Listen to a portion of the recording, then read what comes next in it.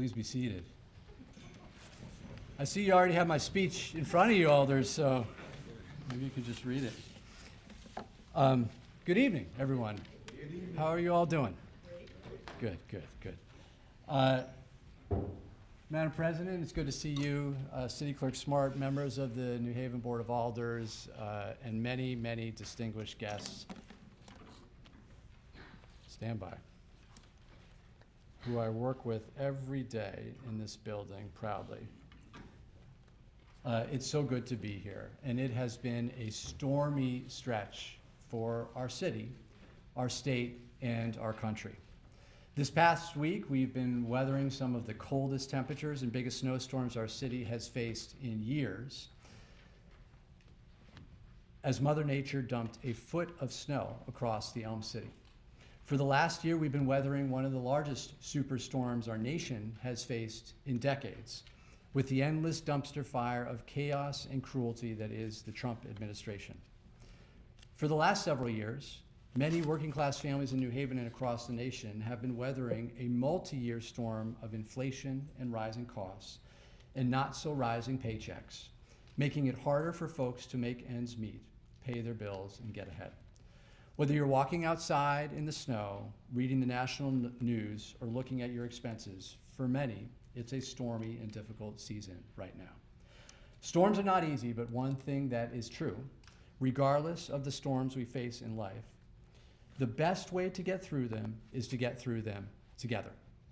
And that's why, despite these storms that are swirling around us now, I'm confident that the long-range forecast for our city is bright and that the state of our city is strong.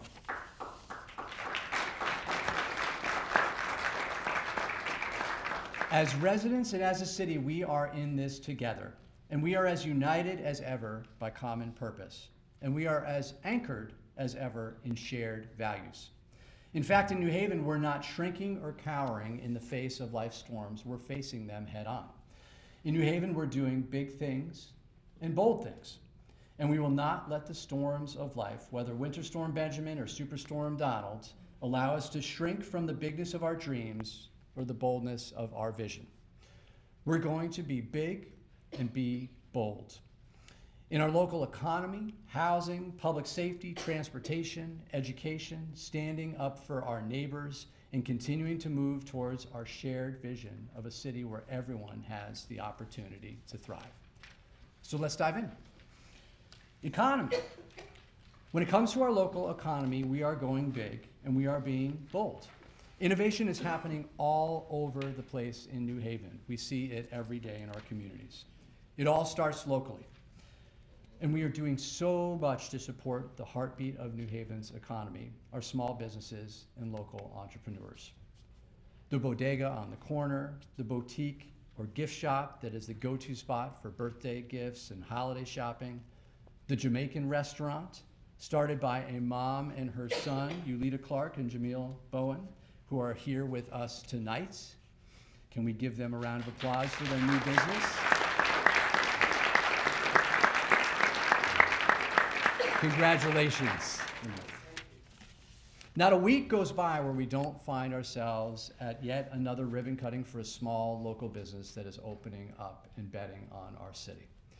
Our team, in collaboration with so many local partners, is doing so much to support the growth of our small business entrepreneurs. Through city initiatives and in partnership with others like the Community Foundation, we've invested millions in helping small businesses to get that boost they need to start or scale a business and begin to build generational wealth. That's grants to small businesses to support their operational costs, improve their facade, or buy equipment like a freezer or a fryer, that initial investment to help their businesses take those first steps to success. And this past year, our Small Business Resource Center and partners provided over 200 entrepreneurs with technical assistance, training, access to capital, and other business resources. We've got incredible people in our community with spectacular ideas, entrepreneurs and businesses offering amazing products and services, startups, established companies, and educational institutions advancing cutting-edge research and development, and state-of-the-art solutions to solve some of today's biggest challenges, all in New Haven. At the same time, that we are helping small businesses, one entrepreneur at a time. New Haven is also a destination choice for new emerging businesses, a hub for growing industries, and a driver for the innovation economy that's powering our future. New Haven is a national hub for life sciences, the second largest hub in New England and one of the top 20 cities nationwide for National Institute of Health grants. This past year, transformative investments were made into our city to further accelerate this growth. New Haven won the state of Connecticut's first ever Innovation Cluster Grant, a $50 million investment that will support new infrastructure, new facilities, and new resources in our life sciences industry and the emerging sector of quantum technologies. The effort brings together the public sector, the private sector, our academic and research institutions, all working in alignment to help supercharge the next chapter of trailblazing research, innovation, and job growth.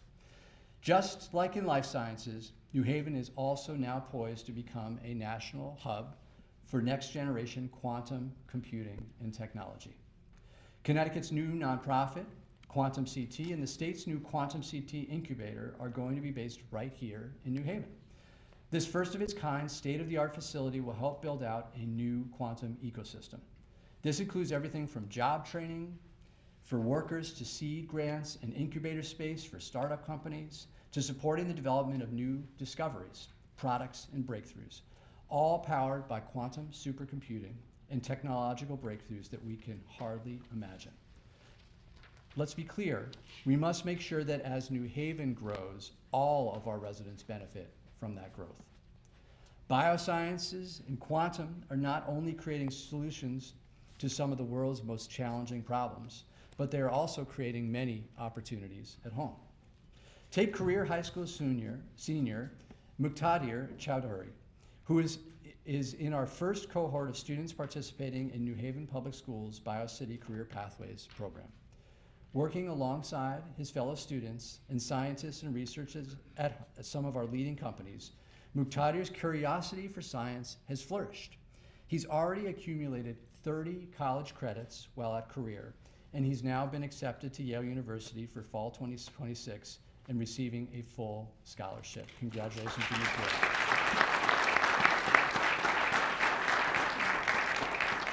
Or the fact that $7.8 million is coming into the city budget from taxes from 2 buildings that wouldn't exist without the bioscience boom. $7.8 million for 2 buildings, and we're hoping one more is on the way. 100 and 101 College Street, that kind of money is more than our youth budget and our elderly services department budgets combined.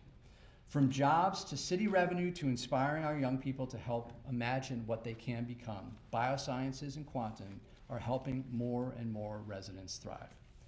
On housing, part of serving our businesses, particularly our smaller businesses, is about ensuring there are enough customers. Both people who live in our city that are earning more money because we are creating more opportunities, and new people who are choosing to move here because of all New Haven has to offer. Spending power that lives locally is growing power for our small businesses. And when it comes to housing, we are going big and we are being bold. In my last State of the City address, I announced an ambitious goal of building 10,000 new units of housing over the next 10 years, with at least 30% of those units affordable. 1 year in, we are well on our way to achieving that goal. In 2025, we brought over 1,500 new housing units online, with nearly 19% of those affordable. Altogether, this represents nearly $125 million of investment in housing growth and development. And guess what? We're just getting started. We have another 5,800 units in the pipeline, with over 25% of those affordable. Further, thanks to our new Downtown for All zoning law that was championed by Alders Douglas, Hubbard, and Carmen Rodriguez, and former Alders Eli Sabin and Kiana Flores, and that I was proud to sign into law, we're now well positioned to help facilitate even more affordable and diverse housing options. This new law increases allowable density, permits taller buildings, and removes antiquated regulatory obstacles. Now in downtown New Haven, the sky's the limit, or rather, at least up to 12 stories. Still, that's a lot. Building on this success, we are about to embark on a journey with our community to redo our decades-old zoning laws to further encourage the development of affordable housing in a way that works for all in our community, ensures that our people aren't priced out of neighborhoods or pushed out from gentrification. We're also supporting residents in securing and affording their housing too. A resident, for example, can start off by finding an affordable unit on our below market rental registry webpage, which has over 5,000 units listed. Then a resident can get a helping hand with our security deposit or down payment assistance programs, which helped over 400 households this past year. Then a resident can save money on their energy bills with our energy efficient Elm City program, which helped over 300 households this past year. We are here to help. And we are getting better and better at ensuring that all of our residents can live in safe and healthy homes. The Livable Cities Initiative has dramatically increased accountability for our bad landlords in our community, ramping up housing code cases and ensuring property owners comply with our residential licensing program. In fact, LCI has brought residential license compliance from 35% in January of 2024 to over 70% today, and that number keeps on climbing. A big thanks goes to the hard work of the team at LCI and the support of our legislators and alders for giving us new tools to ensure that accountability. Similarly, the Fair Rent Commission has become a model in the state, ensuring residents have fair rents and aren't slammed with excessive one-year rent increases. The Fair Rent Commission has responded to over 400 complaints this last year alone. And thanks to New Haven's leadership, there's now a statewide Fair Rent Commission's network of over 40 municipalities working together and learning from each other to support residents across the state. Of course, we know some residents don't have a place to call home. It's been the coldest stretch in our city for years, and we're working to make sure everyone has a warm and safe place to stay. That's true on the coldest days of the year and all year round, the work that our team is doing. We're working every day with our partners to connect folks to more stable, supportive, and long-term housing options. There is no city in Connecticut that's doing more to create housing or to connect more people to housing opportunities than New Haven, and we're going to keep at it. On public safety, of course, for every family and every home, we want everyone to enjoy safe streets and safe neighborhoods. When it comes to public safety, we are making big gains on crime and being bold with our ongoing commitment to community policing. Last year, overall crime went down 23%. Violent crime went down by 39%. Property crime went down by 22%. Most significantly, gun violence is at its lowest level that it's been in any time in the last decade. Think about why this is and what we have done collectively to provide more resources, new programs, more support to help our community and law enforcement. A few years ago, we started Elm City Compass, and the program has grown and grown to ensure our officers can focus on violent and more pressing crimes while at the same time other vulnerable members of our community who are struggling with mental health and substance use challenges can get the appropriate help they need. We've negotiated a historic police contract, and now officers aren't retiring at the fast rate that they were, and we're hiring fast too. Last month, I swore in the largest class of police recruits that we have had since 2018. We've dramatically increased our use of technology, from installing hundreds of new cameras to the creation of a real-time crime center to purchasing new equipment that enables us to quickly analyze gun and DNA data. We were just talking about it earlier today, the chief and I. To adopting stop sticks and star chasers, to working with our legislators to change state laws, allowing us more tools to hold ATV and dirt bike riders and street racers and people using those mega speakers more accountable. And most importantly, we are investing in our young people, which I will speak about more later. Importantly, we are tackling the challenge of crime head on by thinking about it holistically, thinking about its roots, and then following through, focusing on the details and the big picture. The men and the women of the New Haven Police Department, alongside other city agencies and community partners, are getting the job done on behalf of our residents, and we thank them for their service.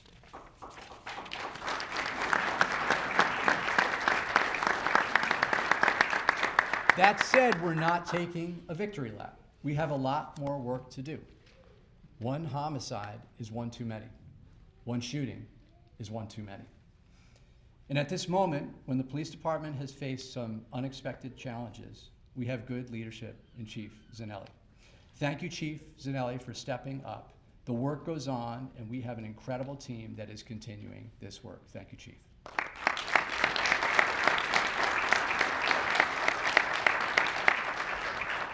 Safe Streets is about feeling safe on your street, and in your neighborhood, it also means feeling safe when you're crossing the street, riding your bike or driving your car. And when it comes to transportation and road safety, we're being big and we're being bold. In New Haven, we believe in safe streets for all, and we believe in the goal of Vision Zero, where there are 0 road-related severe injuries and fatalities. When I first took office in 2020, there were tragically 21 fatalities from motor vehicle crashes. Drivers, cyclists, and pedestrians whose lives were cut senselessly due to reckless driving. In 2025, the number of fatalities was about half that, which is still far too many, and much work remains. But think of the progress we have made with increased traffic enforcement by doubling the number of officers in the motor unit, major traffic calming initiatives throughout our city, including our major corridors initiative, and as I'm sure many of you have noticed, with speed humps installed on streets all over the city and more to come.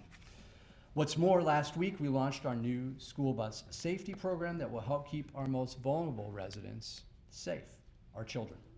Come March 1st, every one of our 330 school buses will be outfitted with automatic enforcement cameras to identify individuals that are illegally passing those school buses and putting our kids at risk. Everyone, yes, some excitement about that. Every one of our 19,000 students deserve a safe commute to and from school. So drivers, you're now on notice. If you pass a school bus that has those red lights on and the stop sign out, there will be a steep price to pay. Similarly, come later this year, we will begin to roll out red light and speed safety cameras at 15 of our most dangerous intersections and corridors. Once again, be on notice. If you speed by our schools or go through a red light, there will be a price to pay. A special thanks to Brian Wingate, all to Brian Wingate, for your work on this initiative. Of course, our goal with these measures is not to give tickets. Wouldn't it be wonderful if we had to give no tickets out because everyone followed the law? We want to encourage responsible driving, keeping our kids and our families safe, and helping everyone get safely to their destination. To that end, when it comes to transportation, we're certainly going big and being bold. New Haven has never been more committed than we are today towards ensuring residents, whether you're a pedestrian, a cyclist, a public transit user, or a driver, can get around our city safely, conveniently, and affordably. First, we're providing our residents with more options. Over the past 18 months, we've introduced 3 new forms of public transit: our Ride New Haven electric bike share program, our Via New Haven rideshare program, and our Veo electric scooter program. As thousands of rides and lifts have demonstrated, people can now get around the city like never before. And all 3 programs are poised to expand in this coming year with more offerings and expanded service areas. Last week, with the Connecticut Department of Transportation, we shared with the community the initial plans for our new bus rapid transit system. Doug Houseladden started the applause on there. We're not surprised. This $300 million investment will provide New Haven residents with faster, safer, and more reliable express bus service along our 4 most heavily ridden corridors of Congress Avenue, Dixwell Avenue, Grand Avenue, and Whaley Avenue, with each bus line flowing in and out of downtown. In addition to more transit options, we're also providing more routes and ways for people to get around. This year, we launched our Greenways 2030 initiative, which sets an ambitious goal of completing 5 major greenways in 5 years. This will be a 27-mile interconnected network of safe, convenient arterial routes for walkers, runners, and cyclists, separated and protected from our motor vehicle traffic, which New Haven users can use for commuting, exercise, and connecting to city destinations, neighborhoods, parks, and waterways. Through our Major Corridors initiative, there are many other road and traffic safety infrastructure projects completed or underway. Foxton Boulevard, Quinnipiac Avenue, State Street, Whitney Avenue, Valley Street, and in the pipeline, Howard, Sherman, Ferry, South Frontage, Grand, Winchester, and more. Street by street, corridor by corridor, we're redesigning and transforming our roads from what used to be thoroughfares designed for our suburban commuters to get in of the city and out of the city as fast as possible to safer, multimodal streets that help our residents get around their own neighborhoods. On schools and youth, you know what else makes great neighborhoods is great schools. And when it comes to our schools and our youth, we're going big and we're being bold. Great schools begin with creating the conditions for great teaching and learning and strong school cultures where students and educators can thrive. That's why we are proud to be the first large urban district in the state to mandate cell phone-free schools. And when we did so, the sky did not fall as many students thought it would.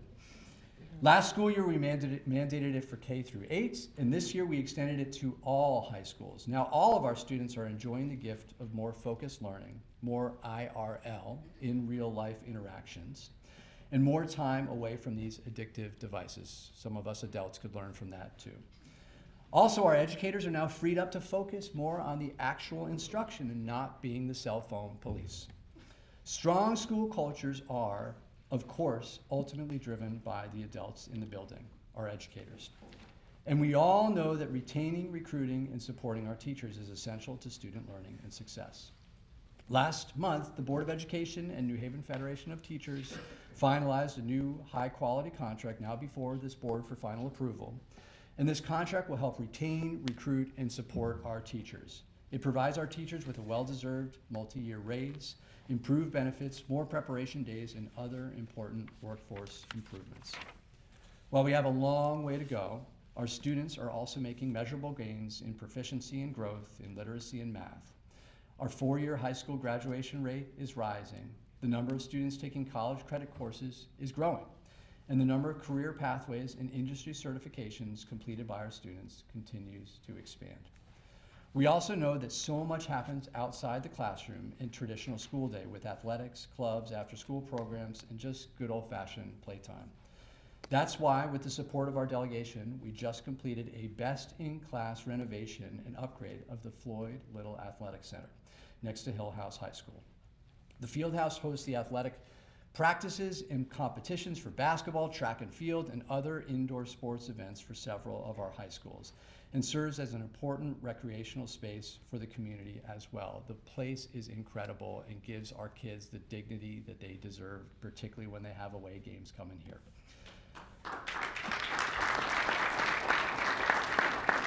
This coming year, we will be opening the doors at our new and completely renovated Youth and Community Center in the Hill. After over a decade of being dilapidated eyesore, the old Barbell Club is going to be reactivated as a vibrant center for free and low-cost activities and programs for children, youth, families, and the wider community. Isn't that right, Alders Rodriguez and Rodriguez? And by the way, this will be the 5th renovated Youth and Community Center we've completed so far, with 2 more on the way. And thanks to a nearly $7 million grant from the state, we are now poised to activate the long vacant and dilapidated New Haven Armory and chart its future, a vocational school for New Haven public school kids, along with new housing and other community uses.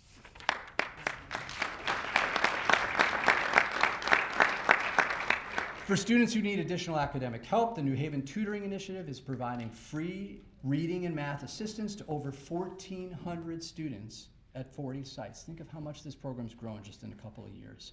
Mentors meeting with students multiple times a week, helping them with core academics, and now after-school sports programming is being offered to participating middle schoolers. Thank you to the Board of Alders for continuing to support this critical program, and a special shout out to Alder Morrison for leading this charge. Thank you, Alder Morrison. And by the way, a message for our youth: there may be snow on the ground, but the Youth at Work application for summer jobs is now open. So if you are interested in a summer job, and get the word out, please, new skills and a nice paycheck, get your application in. There's so much work happening, good work happening in our schools, in our community. However, there is so much more our children need and our teachers deserve. I see it every day as a father. As folks know, we are doing all of this with one hand tied behind our back.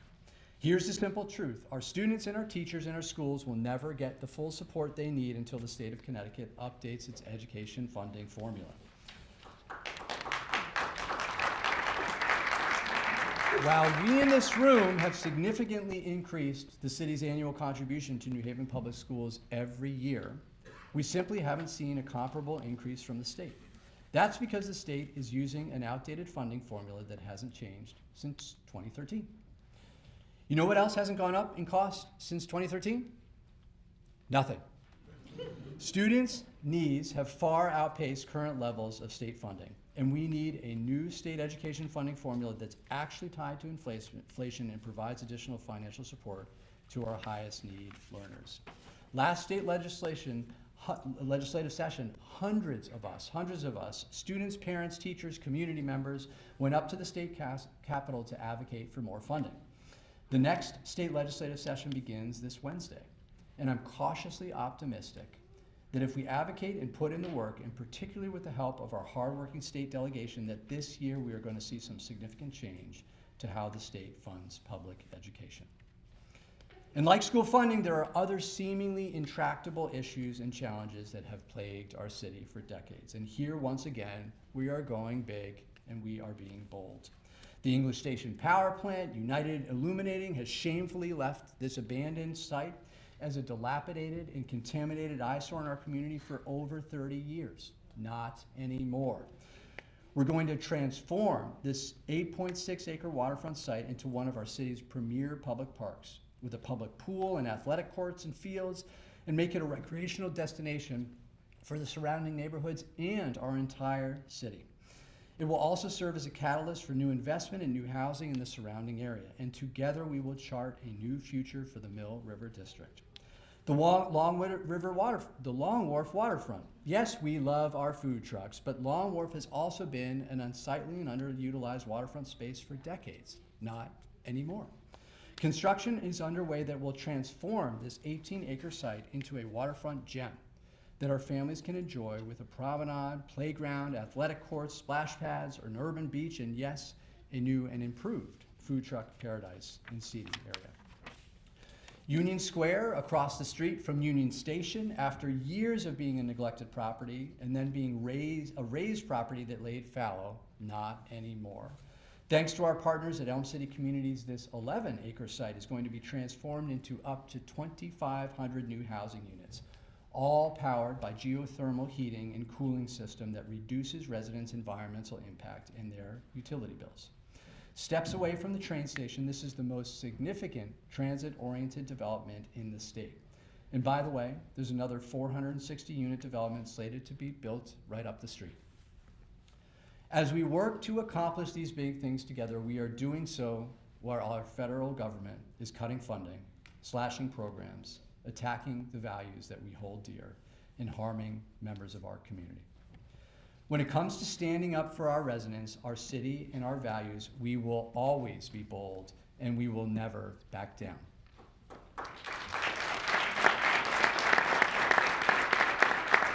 We will continue to stand up for New Haven, for our immigrant neighbors, for our LGBTQ neighbors, for our neighbors who are struggling financially, for women and their right to reproductive health care. We will continue to stand up for all New Haveners. When the Trump administration comes for one of us, they come for all of us.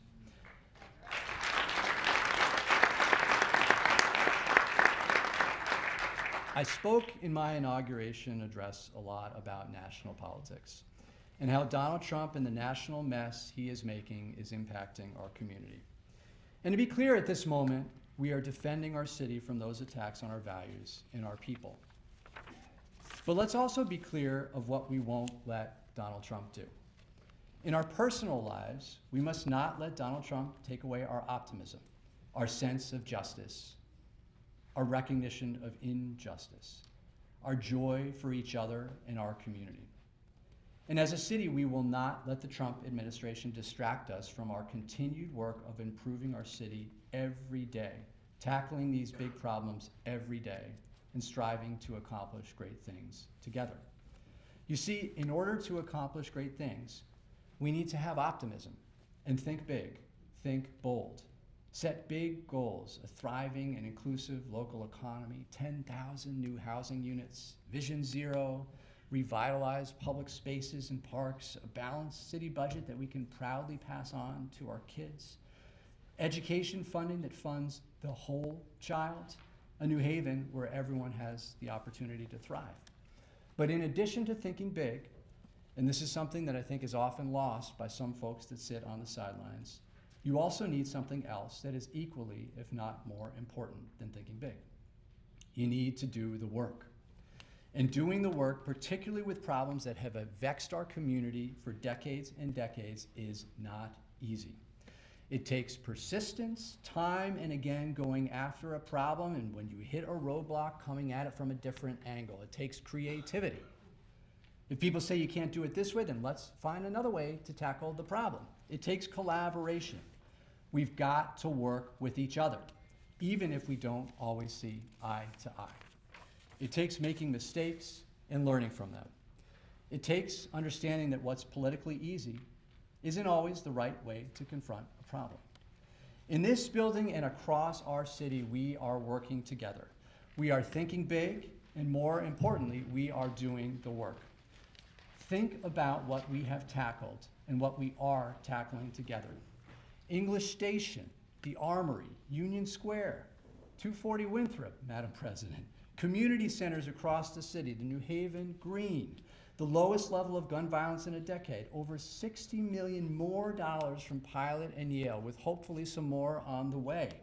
Tweed New Haven Airport, Union Station, bus rapid transit, thousands upon thousands of more housing units and affordable units, accountability for absentee landlords, ensuring that those that are experiencing homelessness have support. The list goes on and on. These are tough and big challenges. And while there are storms swirling around us, whether Snowstorm Benjamin or Superstorm Donald, we have got this, New Haven. And we will continue together to confront, navigate, and solve these big challenges. We have much more work to do ahead, but I know we're ready to recommit, roll up our sleeves, and head into 2026 with energy, enthusiasm, and a commitment to ensure that everyone in our city has an opportunity to thrive. Thank you.